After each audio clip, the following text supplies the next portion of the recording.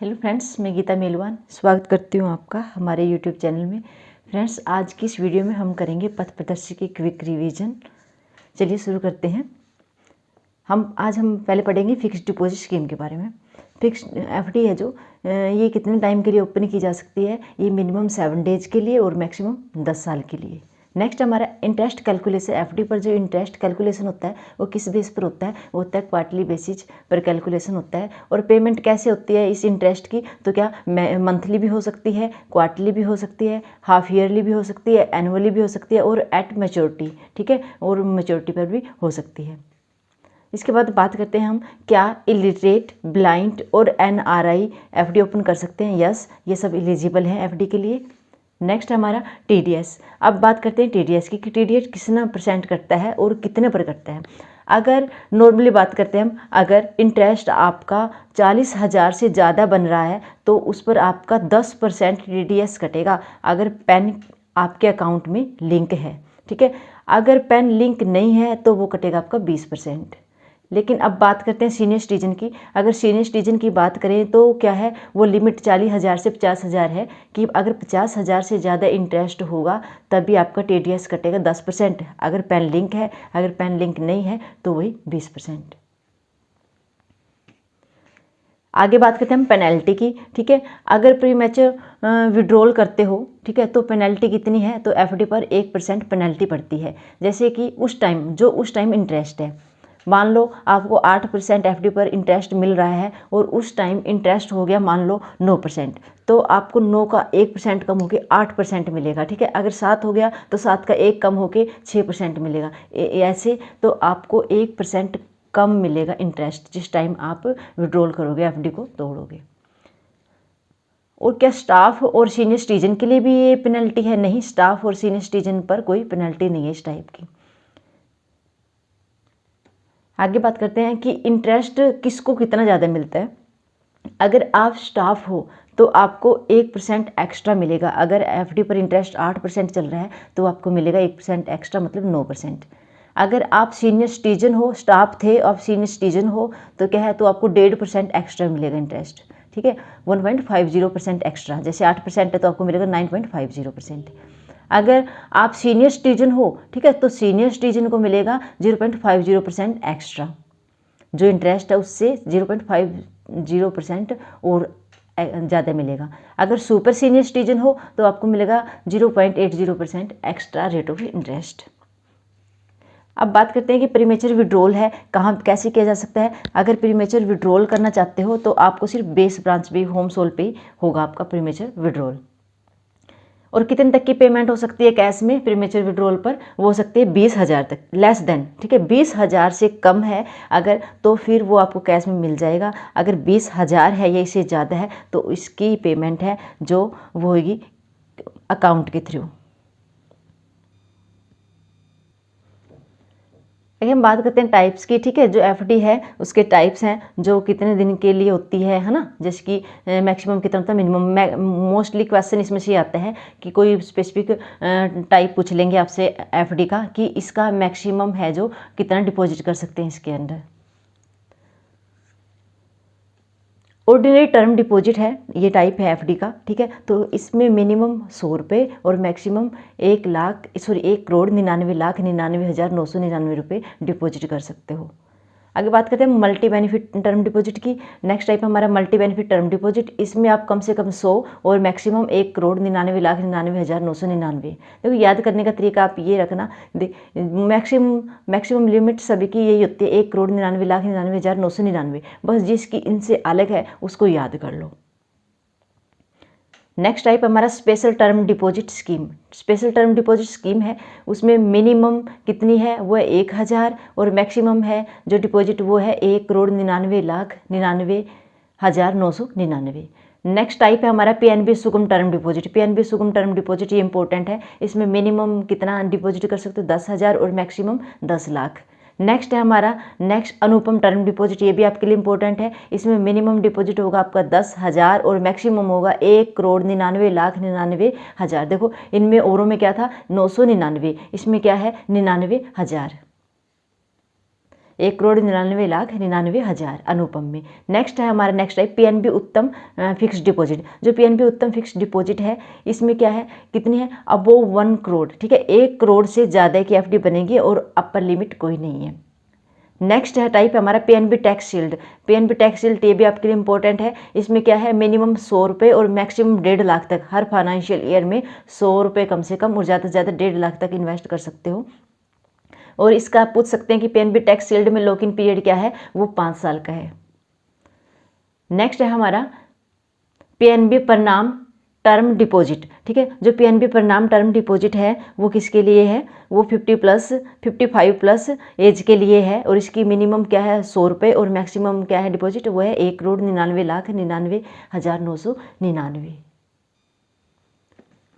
FD का new type है, next type है हमारा पीएनबी फ्लोटिंग रेट एफडी, ठीक है। तो इसमें क्या है, मिनिमम 1,000 और मैक्सिमम की नो लिमिट, ठीक है।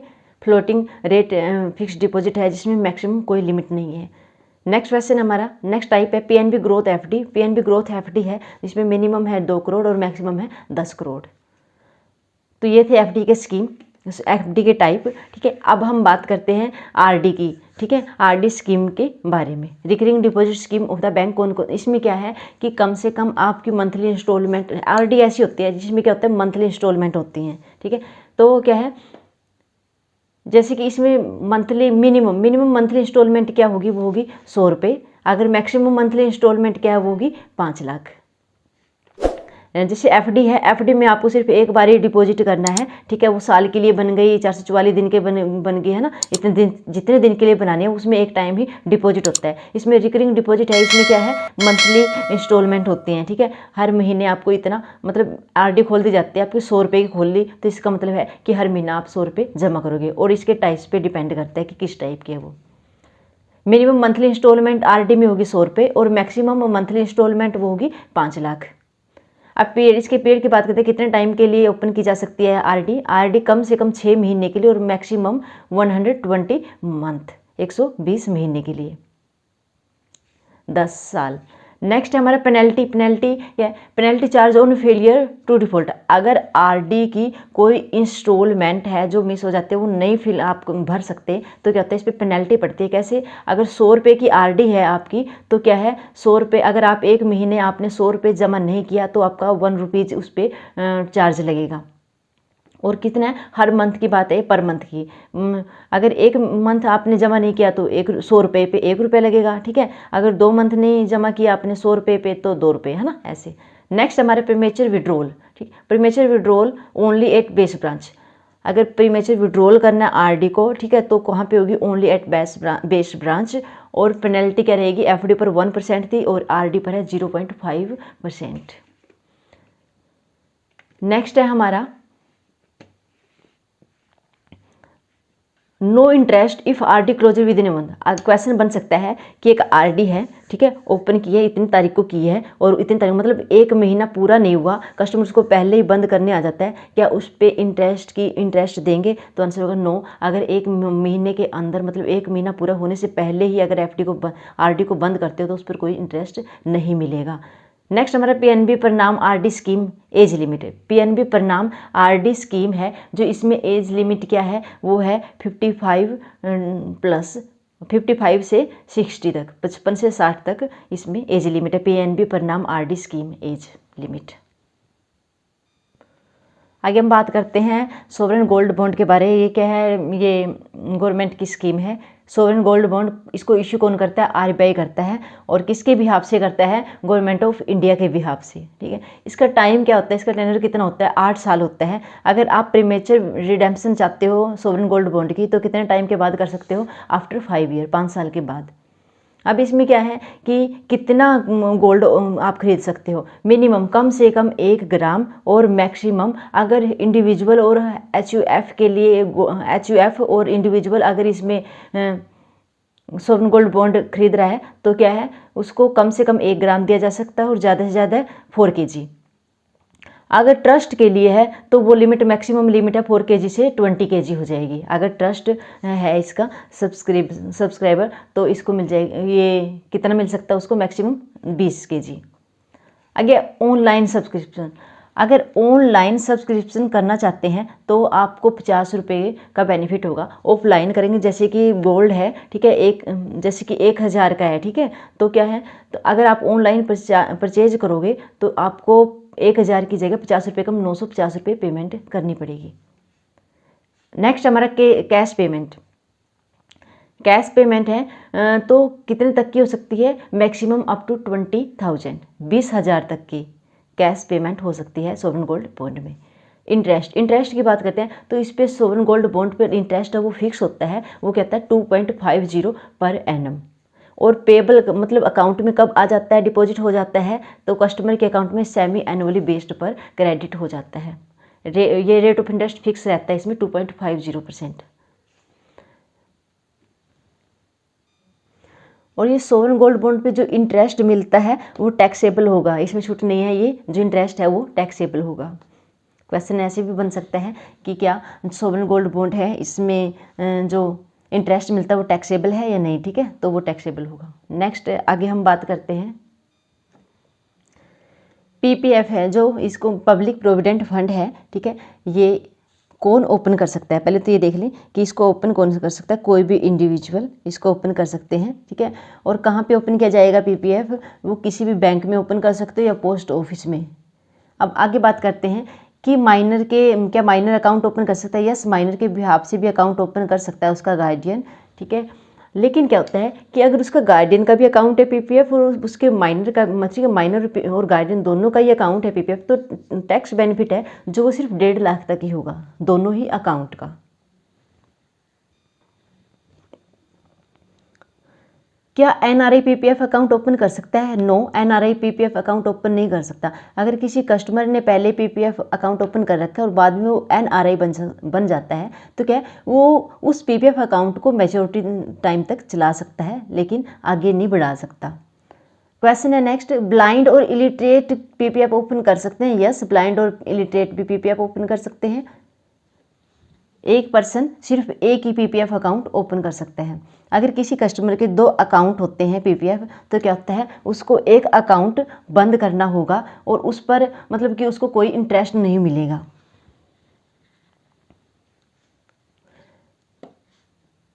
नेक्स्ट है हमारा, a power of attorney holder can not open and operate. क्या है, एक पावर ऑफ अटॉर्नी होल्डर है जो वो किसी के पीपीएफ अकाउंट को ओपन नहीं कर सकता, उसको ऑपरेट नहीं कर सकता। नेक्स्ट हमारा, can not be open in joint name, जो पीपीएफ अकाउंट है वो जॉइंट नेम में ओपन नहीं किया जा सकता।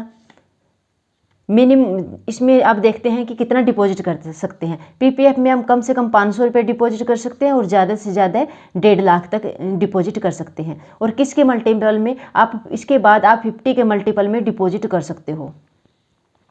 अब बात करते हैं कि अगर आप फेल हो जाते हो, इसको मतलब मिनिमम जो इसकी 500 रुपये है वो जमा नहीं कर पाते हो आप, ठीक है, तो क्या होता है, अगर मिनिमम 500 रुपये भी एक साल में जमा नहीं कर पाओगे, फाइनेंशियल ईयर शुरू होता है हमारा 1 अप्रैल से 31 मार्च तक, तो क्या करना, अगर आप नहीं डिपॉजिट कर पाए तो उस साल का, जैसे कि 21 में आपने अकाउंट ओपन किया है, 21 में आपने डिपॉजिट कर दिया, ठीक है, 22 जो फाइनेंशियल ईयर है उसमें आप भूल गए जमा करना, उसके बाद आप 23 में आते हो, कहते हो कि मैंने अपना अकाउंट है जो कंटिन्यू करना है, डिपॉजिट करने आते हो, तो आपको क्या करना है, 21 में तो आपने डिपॉजिट कर दिया, अब क्या है, 22 के भी 500 रुपये जमा करने आपने और 23 के भी 500 रुपये किए, और 22 में आप जमा करने नहीं आए थे उसकी 50 रुपये पेनल्टी भी लगेगी। तो मतलब अगर आपको 2023 में अब आके आप जमा करने चाहते हो तो आपको 1050 रुपये जमा करने पड़ेंगे। और चार्ज कितना इस पर 50 रुपीज़, वो अभी हमने बात कर ली है +50।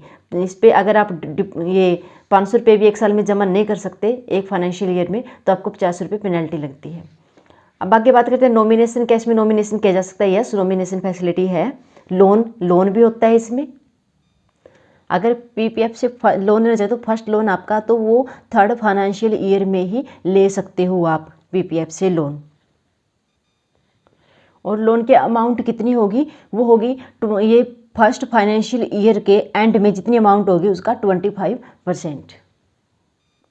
जो लोन है वो 3rd फाइनेंशियल ईयर में मिलता है, तो इसका मतलब है कि जिस साल आपने डिपॉजिट किया था, मतलब अकाउंट ओपन किया, उससे शुरू हो जाए, उसके बाद से शुरू होता है, उसके बाद 3rd फाइनेंशियल ईयर में। इसका मतलब है कि 3 फाइनेंशियल ईयर कंप्लीट होने के बाद।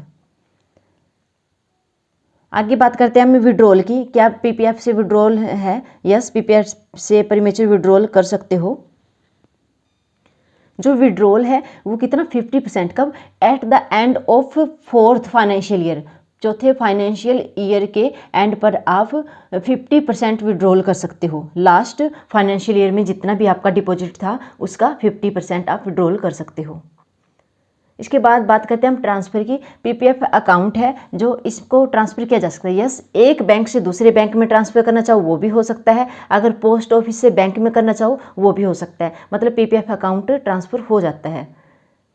आगे हम बात करते हैं एक्सटेंशन की। एक्सटेंशन क्या पीपीएफ अकाउंट की को आगे बढ़ाया जा सकता है? यस, किसके मल्टीपल में? 5, ठीक है, 5 ईयर, 5 साल के मल्टीपल में। मान लो फर्स्ट टाइम आपका 15 साल के लिए पीपीएफ अकाउंट ओपन हो गया, इसके बाद आपका मैच्योर हो गया 15 साल के बाद, तो 5 साल के लिए आप और इसको आगे बढ़ा सकते हो।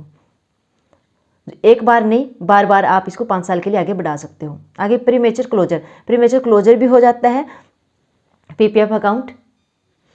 और इसके लिए क्या होता है, प्रीमेच्योर कब होगा? मान लो कि क्या होता है, कोई ऐसी बड़ी बीमारी हो जाती है, ठीक है, जिसके इलाज के लिए आपको पैसा चाहिए, तब भी आप अपना पीपीएफ बंद करवा सकते हो, ठीक है। और जैसे कि किसी मतलब आपके जो डिपेंडेंट चिल्ड्रन हैं उनकी हायर एजुकेशन के लिए चाहिए, ठीक है, तब भी आप पीपीएफ बंद कर सकते हो। या फिर आपका रेजिडेंस चेंज हो गया, आप फॉरेन में कहीं मतलब ऐसे चले गए हो, ठीक है, तब भी आप पीपीएफ अकाउंट बंद करवा सकते हो। आगे हम बात करते हैं एसएससी की, ठीक है, सुकन्या समृद्धि अकाउंट।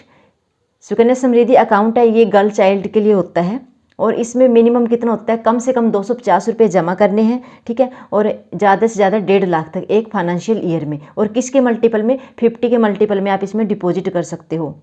और डिपॉजिट मतलब आपने शुरू कर लिया अकाउंट, जिस दिन खोला है ओपनिंग डेट से, ठीक है, 15 साल तक डिपॉजिट होगा। और ओपनिंग डेट से 21 ईयर, जब वो 21 साल हो जाएंगे तब उसका मैच्योरिटी पीरियड होगा, मतलब मैच्योर कब हो जाएगा? 21 साल के बाद। 15 साल तक डिपॉजिट होगा और 21 साल के ओपनिंग डेट से, ठीक है, और 21 साल के बाद वो मैच्योर हो जाएगा। अब सुकन्या समृद्धि अकाउंट है तो इसको गार्डियन खोलता है गर्ल चाइल्ड के बिहाफ से। तो कितने अकाउंट ओपन किए? ज़्यादा से ज़्यादा 2 अकाउंट ओपन किए जा सकते हैं। लेकिन कई बार क्या है कि अगर ऐसे होते हैं कि एक बार एक लड़की हुई, ठीक है, दूसरी बार क्या हुआ, 2 जुड़वा लड़की हो गई, तो आप तीनों के अकाउंट ओपन कर सकते हो इस केस में।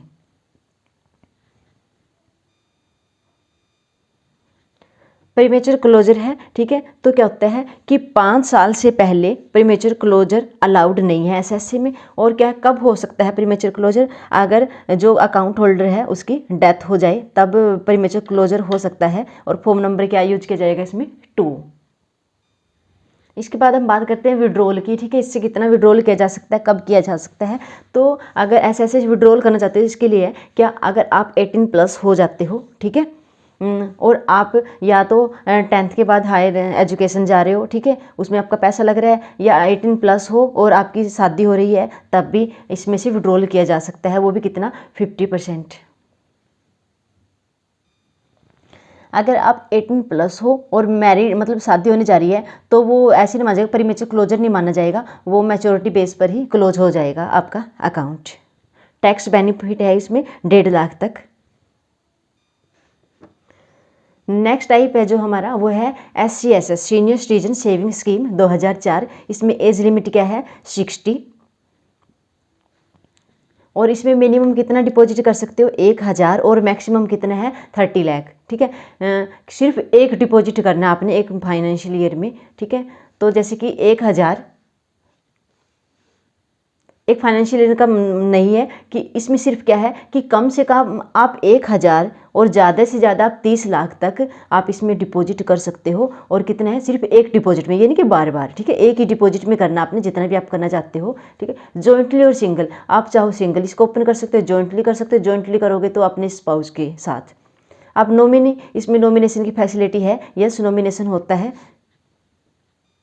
इसमें एज लिमिट 55 है, किसके लिए? रिटायर्ड ऑन सुपर एनुएशन, ठीक है, इस टाइप के हैं जो उनके लिए एज लिमिट 55 हो जाएगी। और 50, ठीक है, 50 साल किसके लिए होगी? Retired personnel of defence service. अगर डिफेंस सर्विस से रिटायर्ड हैं तो उनके लिए एज लिमिट है 50 साल। अब क्लोजर है इसकी, ठीक है। तो क्लोजर SCSS की क्लोजर कितने आफ्टर 5 ईयर, 5 साल के लिए ओपन किया जाता है ये, तो 5 साल के बाद ये क्लोज होगा। एक्सटेंशन आफ्टर मेच्योरिटी, अगर 5 साल हो गए इसको, ठीक है, मैच्योर हो गया, तो इसके बाद भी एक्सटेंड किया जा सकता है, यस किया जा सकता है 3 साल के लिए, लेकिन सिर्फ एक बारी। 5 साल के लिए पहले खुला आपका अकाउंट, आपने 3 साल के लिए और बढ़ा दिया, तो इसका क्या हो गया, मैच्योरिटी पीरियड हो गया 8 साल। लेकिन सिर्फ एक बार ही कर सकते हो, बार बार नहीं कि आगे फिर 3 साल के लिए बढ़ा दिया। ये लोन है जो SCSS के अगेंस्ट है, लोन नहीं, ये फैसिलिटी नहीं है। तो फ्रेंड्स, ये थे आपकी पथ प्रदर्शक की एक रिवीजन। मिलते हैं नेक्स्ट वीडियो में। Thank you, have a nice day.